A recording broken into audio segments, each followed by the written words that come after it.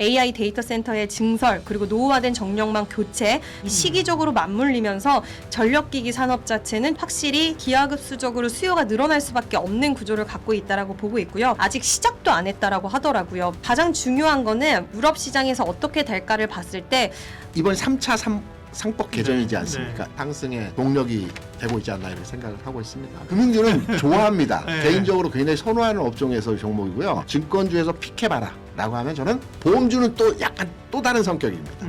보험주를 투자하실 때는 잘 보시면 두 가지 측면의 주가 상승 동력이 있었죠. 상법 개정의 가장 핵심적인 내용인 자사주 소각이 아마 발단이 되어서 금융지주사들 함께 올라가는 형태가 되었고요. 그리고 한 3, 4년 전부터 배당 기일을 바꿔 변경을 했지 않습니까? 기존에는 12월 말일에 이제 배당 기일에 이제 1월 이제 배당 락이 되면서 이제 시장이 움직였는데 대표적인 배당을 많이 주는 금융주라든가 자동차 회사 같은 경우는 3월 특정 기일을 조정을 해서 이때 배당 락을 하고 이제 분산을 시키는 효과를 발휘하기 위해서 3월로 이제 집중화 됐기 때문에 3월 배당에 대한 가능성도 지금 금융주들이 움직이는 어떤 상승의 동력이 되고 있지 않나 이렇게 생각을 하고 있습니다. 그런데 제가 이제 금융주에 대한 섹션을 말씀드리면서 은행주가 되었건 아니면 증권주가 됐건 보험주는 약간 다른 색깔에서의 흐름입니다. 여기도 한번 말씀을 드릴 건데요. 지금 시점에서 지금 가격에서 특히나 오늘 장에서 주가가 굉장히 강한 흐름에서의 동력을 보여줬습니다. 지금부터는 조심해야 된다라는 측면에서 말씀을 드리려고 합니다. 그 근거에 대한 내용을 설명드리기 위해서는 일단 가치투자 측면에서의 내용을 우리가 좀 이해를 해야 되는데요.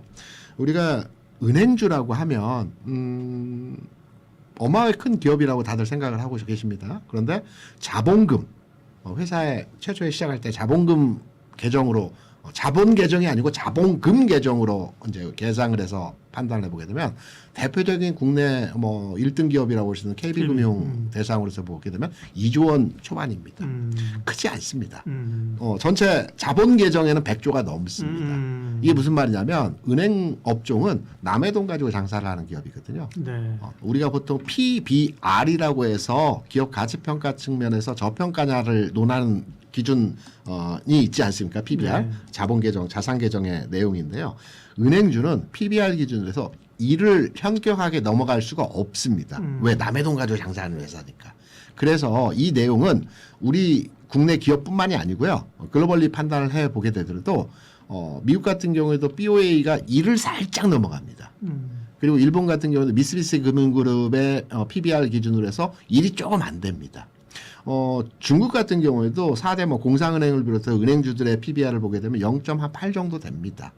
대만은 특이하게 은행주가 이제 은행 업무만 하는 게 아니라 여러 가지 다양한 업무를 하기 때문에 여기는 PBR이 한 2, 3 정도 되는데, 대만을 제외하고 유럽이라든가 뭐 도이치방크 아니면 미국의 BOA라든가 일본의 미쓰비시 금융이라든가 전 세계 금융주들 특히 은행주들의 PBR은 이를 훨씬 넘어가지가 않습니다. 그러니까 왜 남의 돈 가지고 장사하기 때문에 내 계정의 자산으로는 대략 1대1 수준이 적정 수준이라고 판단하는 게 은행주에 대한 가치평가 기준입니다. 그러면 KB금융 비롯해서 4대 금융지주의 PBR 기준에서 현재 시점에서의 수준이 어떠한가를 판단해보게 되면 KB금융이 현재 1입니다. 1이 살짝 넘었어요. 1.0302 정도 될 겁니다. 그래서 탄력이 좀 약화된 겁니다.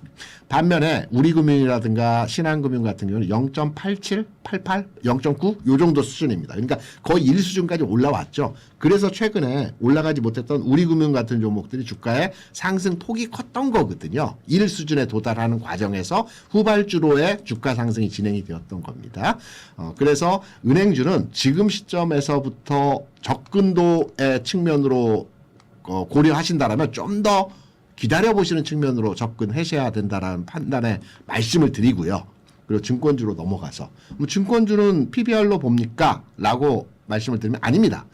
증권회사는 남의 돈 가지고 장사하는 회사가 아니고요. 자기 돈 가지고 장사를 하는 회사입니다. 왜냐하면 브로커리지 하우스, 중개를 목적으로 하는 회사이기 때문에 자기 몸집이 커야 됩니다. 그래서 앞에 우리 그 박사님께서 미래에셋증권이 12조, 13조 뭐 계속 몸집을 불려나가고 있는 상태라고 하는 것들이 무슨 얘기냐면 자기 몸집을 최대한 키워놔야 이 자산, 이 자본 계정을 통해서 여러 가지 중개, 그러니까 PF도 마찬가지고 여러 가지 중개하는 형태의 자산에 돈을 거기에 투입해서 이익을 실현하는 그 형태로의 진행하는 회사이거든요.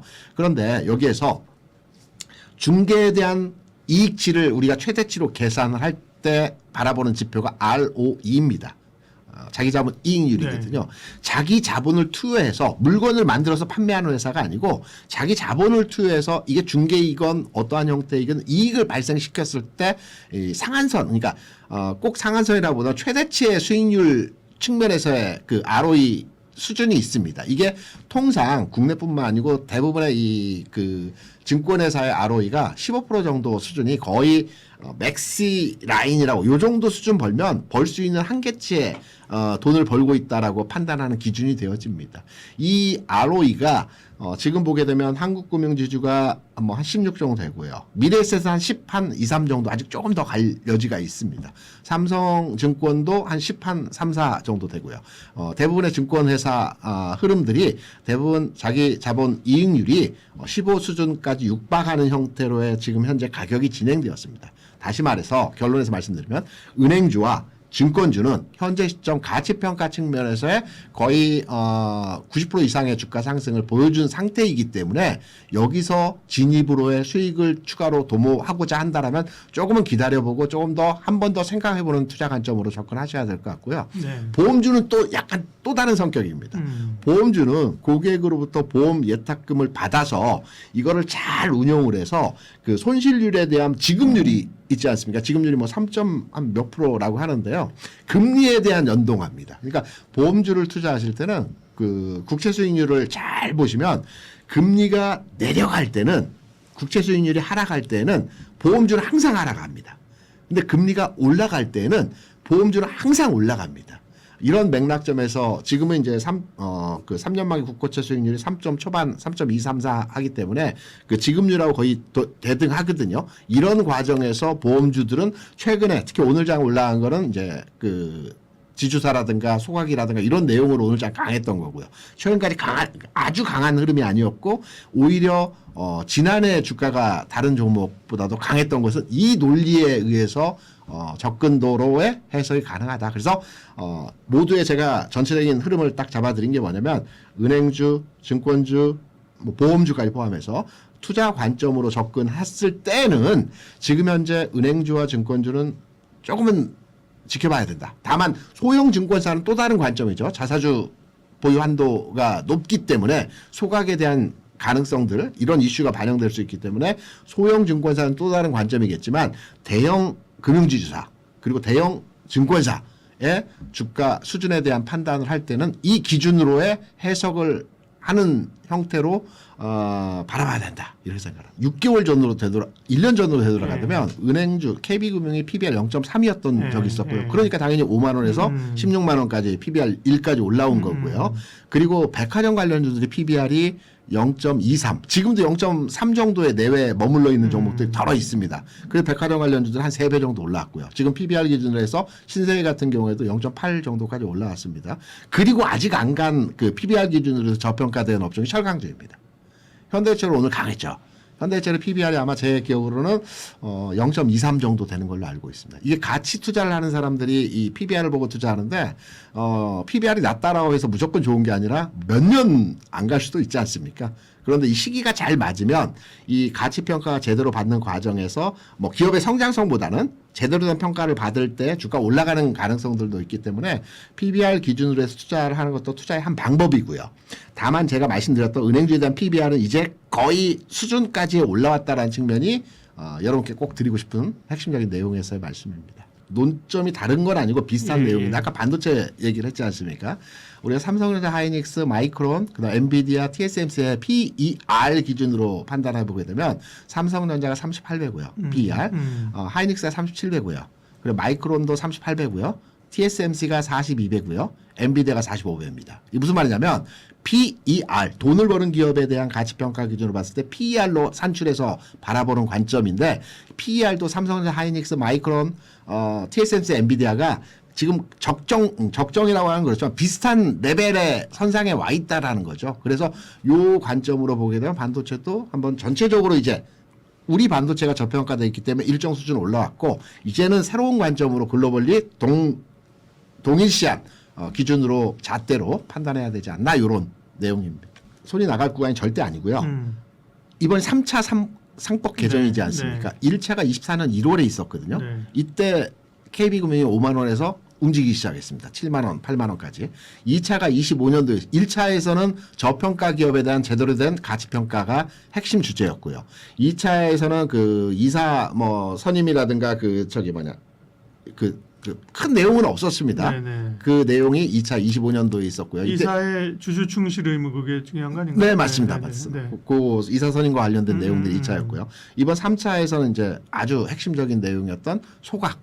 이게 진행되기 때문에 주가의 탄력이 1차, 2차보다도 단기간 내에 움직이는 흐름들이 좀 강한 것 아닌가. 1, 2차에서도 움직이긴 했는데 이 강세 흐름들은 아니었거든요.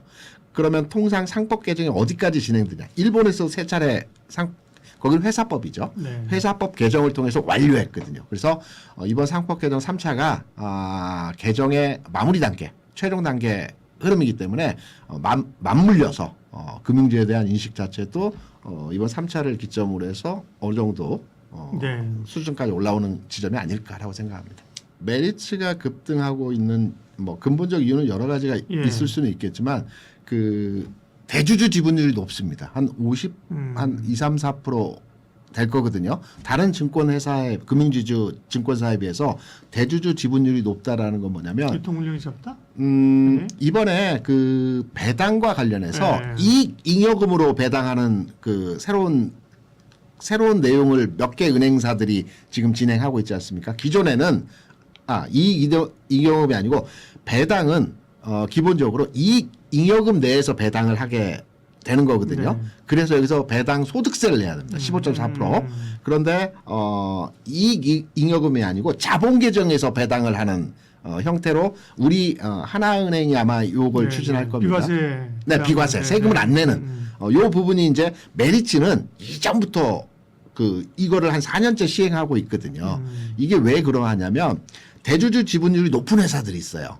특이하게 30%, 40%, 50%. 메리츠는 50%가 좀 넘거든요. 그렇기 때문에 이 배당 소득세를 내지 않을 수 있으면서 주가 부양도 되는 이런 내용들이 오늘 최근 장에서 좀 더 부각이 되지 않았나 이렇게 생각합니다. 금융주는 좋아합니다. 네. 개인적으로 굉장히 선호하는 업종에서 종목이고요. 네. 아마 개인 투자자분들이 매매를 안 해보시는 업종이 금융주 아닐까라고 손이 잘 안 가거든요. 네. 왜냐하면 지난 20년 동안 박스 내에서 금융주가 움직였기 때문에 금융주는 사봐야 그거 움직이지도 않아 라고 생각하는 게 기본적 틀이셨는데 저는 개인적으로 좋아했기 때문에 한번 말씀해 주시면 혹시 제가 관심을 가지고 있는 종목인지 매칭시켜서 한번 네. 말씀을 한번 드려보려 합니다. 어떤 금융주 네. 자사 지분이 높은 부국증권이나 이런 증권사를 제외하고요. 이제 큰 회사 네. 내에서 보면 저는 개인적으로 선호하는 게 한국금융주주입니다. 네. 왜냐하면 한국금융주주가 증권주의 리딩 컴퍼니입니다. 선도주이거든요. 최근에는 미래에셋이 강하죠. 그렇죠. 예. 그런데 이전 주가 수준에서 한 1년 반, 2년 가까이 증권주의 주가 한번 차트를 쭉 보시게 되면 초반부에 그러니까 25년 초에 아마 증권주가 상승 시작을 진행했던 것으로 알고 있습니다.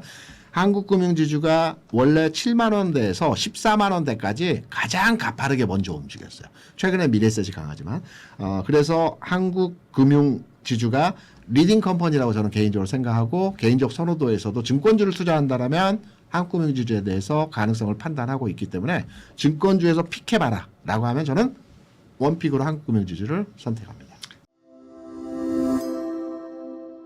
저는 개인적으로는 전력기기는 말씀하신 것처럼 예전만치 그렇게 상승 탄력이 강하지는 않을 수 있기는 하지만 한쪽으로 우리가 그래도 진짜 쭉 끌고 가보자라고 생각할 수 있는, 그러니까 사고팔고에 대한 부분들을 고민할 만한 섹터는 아니지 않을까라고 생각이 들어서 네. 전력은 여전히 좀 긍정적으로 보고 있고요. 그 이유는 이게 단기 사이클을 타지는 않았다라는 건데 결국 뭐 반도체, AI에서 파생된 그런 이유입니다.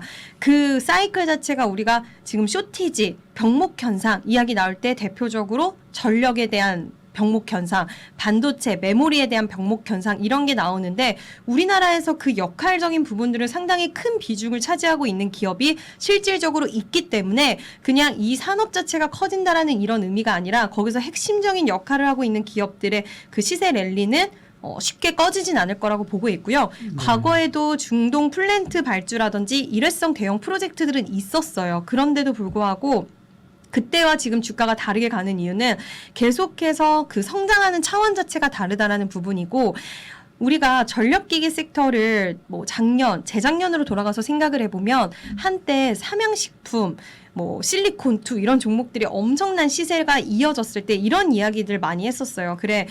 해외에 나가서 K자를 붙이고 어떤 한 제품만 가지고 승부를 볼 수 있는 기업은 이렇게 주가가 멋있게 올라간다. 뭐 파마리서치 그때 당시에 막 그랬었는데 그렇게 됐을 때 주가가 지금까지도 그 시세 랠리를 유지하고 있는 쪽을 어딘가 잘 살펴보면 전력기기는 아직까지도 그렇긴 고점에서 해요. 쉽게 맞아요. 깨지진 않았어요. 네. 근데 그 이유는 분명히 이 사이클적인 부분들이 여전히 ING이기 때문에 흔들림이 없기 때문에 맞아요. 뭐 사실 삼양식품도 많이 아직도 팔리고는 있는데 중간중간 영업이익이 좀 꺾인다라던가 아니면 증설에 대해서 좀 불편함을 느끼는 그런 시장들의 분위기가 있었는데 네. 지금은 그 어떤 해석도 전력기기 쪽을 나쁘게 보는 해석은 없는 것 그러니까요. 같아요. 예. 그래서 이 주가의 흐름은 계속되고 있고 AI 데이터 센터의 증설 그리고 노후화된 정력망 교체, 재생에너지 개통의 확충이 동시다발적으로 이 시기적으로 맞물리면서 전력기기 산업 자체는 좀 구조적 성장 국면에 확실히 이게 진입해 있다라고 보고 있습니다. 우리나라 전력기기가 품질이 굉장히 좋은데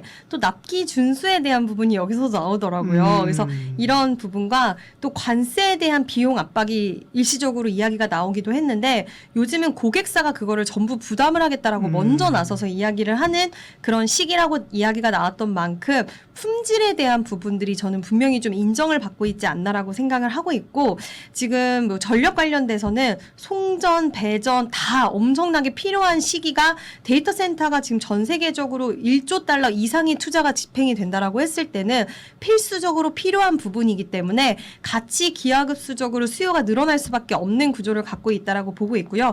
말씀하신 것처럼 이제 가장 중요한 건 결국 가격에 대한 부분이 좀 부담감이 있을 수 있다라고 생각을 하실 수 있을 것 같아요. 그래서 제가 오늘 이제 3사에 대해서 좀 디테일하게 말씀을 드리려고는 했지만 그것보다 중요한 게 내가 그런 쪽으로 좀 부담이 되고 난 정말 좀 장기적으로 그러면 이 사이클을 누려볼래 하시는 분들은 전력 관련된 ETF를 사시는 것도 저는 방법이 될 수 있을 것 같아요. 이 3사를 다 보유를 하고 있는 물론 그 상품들이 최근에 주가 흐름을 보면 굉장히 많이 올라오긴 했어요. 네. 그렇지만 ETF의 특성을 보면 요즘에 ETF들이 한번 그 사이클을 타거나 시세 자체가 한번 붙기 시작하면 ETF 자금들은 사고팔고 하는 자금들이 아니다 보니 우상향의 기조가 꽤 긴 시간 동안 계속적으로 좀 이어지는 경향들이 있고 이제 단기적으로 종목을 매매하시는 자금과 ETF에 돈을 넣는 자금은 확실히 다르기 때문에 이와 관련돼서 오히려 그쪽으로의 투자 아이디어를 좀 얻어보시는 것도 좋지 않을까라고 보고 있고요.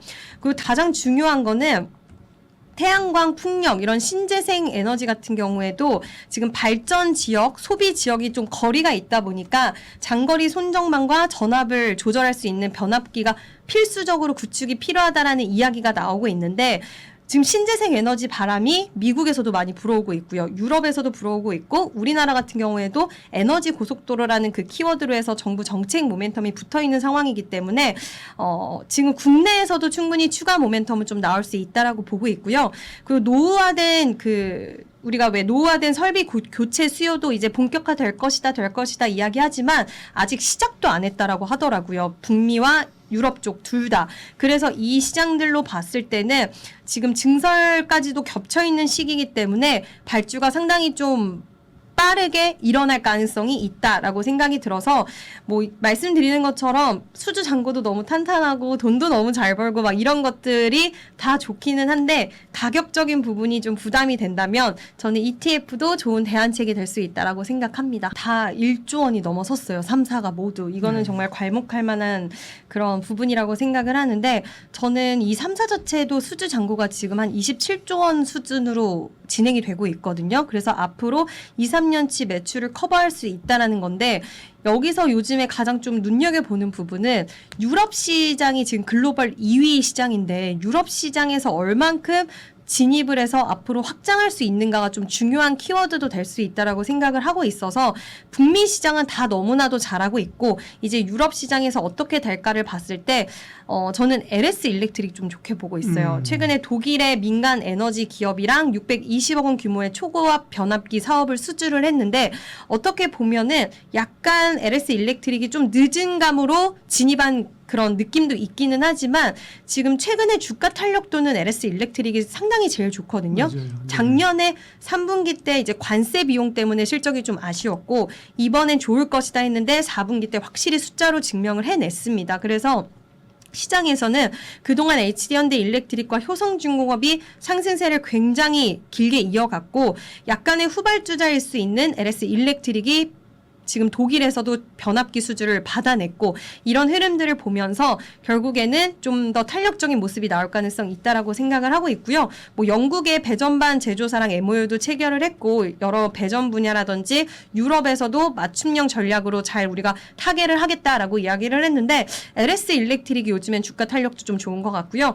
효성중공업은 너무 잘 아실 거예요. 뭐 영국, 독일, 프랑스에서 계속해서 지금 뭐 까다로운 그 기준의 이런 품질이라든지 이런 것들을 다 만족을 시키면서 굉장히 호황을 누려가고 있는데 뭐 너무나 잘하고 있는 효성중공업이지만 저도 효성중공업은 200만 원이 너무 그 가격대가 좀 부담스럽기는 하다. 네. 그래서 좀 자본 자체가 파이가 좀 크신 분들이 그래도 투자할 수 있는 투자처가 아닐까라고 생각을 하고 있고요.